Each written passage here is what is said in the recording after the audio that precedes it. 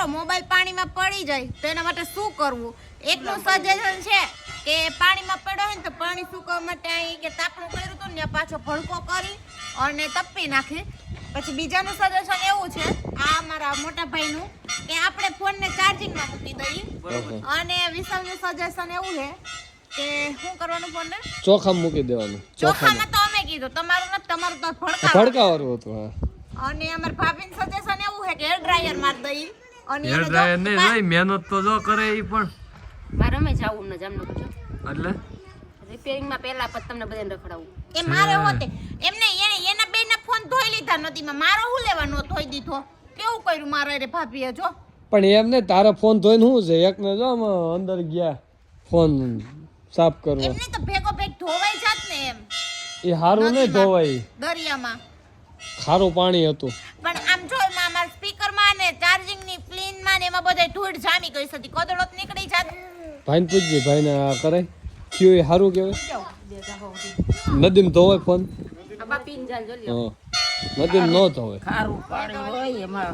અને આ બે ને અમારે વેચી દેવાના છે. કોઈને જોતા હોય તો કેજો. હવાય નું હોય તો માથું પકાવ્યું હોય જાણે ઓલા બેન્ડ વાજા વાળા નીકળે ને એમ બે હારે જ વગાડતા હોય.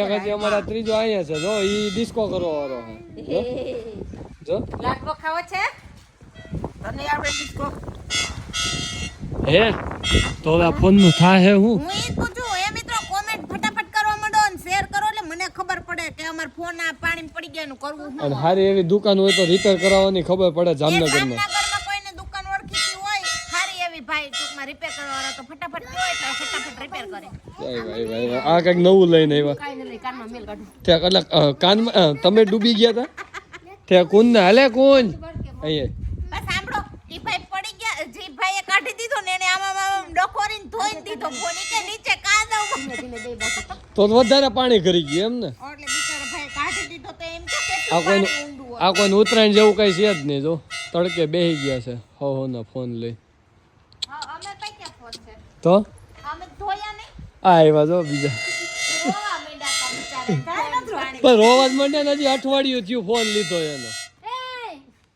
આદુ ખાધું હે હવે તમે બે તો હું તમને કહેતી ખબર હે તમારા છોકરા ડાયા કેવાય કે આવા પપોડા જ માની ગયા જો એને ખબર પડે કે પક્ષીની પાંખો કપાઈ જાય ને એટલે આપણે પતંગ જ ચગાવી જો એકેય ચગાવ્યું હોય મને પણ ઈ તો એના બાપનામાં હોય ને તો છોકરાઓનામાં આવે હોડ એવા ટેટા ને બાપ એવા બેટા બાપ નથી સગાવતા ને એટલે છોકરા નથી સગાવતા. બાપના આ અમારા ભાઈને જ કહ્યું કે પણ આ તમારું નથી વગાડતો નકર કે હા એમ નથી નકર કે તમે બધા જો આ બાકી ફોર વગાડતી એ તો કહું બા એમ નહીં એને પપ્પાએ વગાડી હશે તો ઈ આમ વગાડતા હશે ને એમ એ નોતી આવી હવે એ નોતો આવો હા મારા સમયમાં તો આવું કઈ હતું જ નહીં.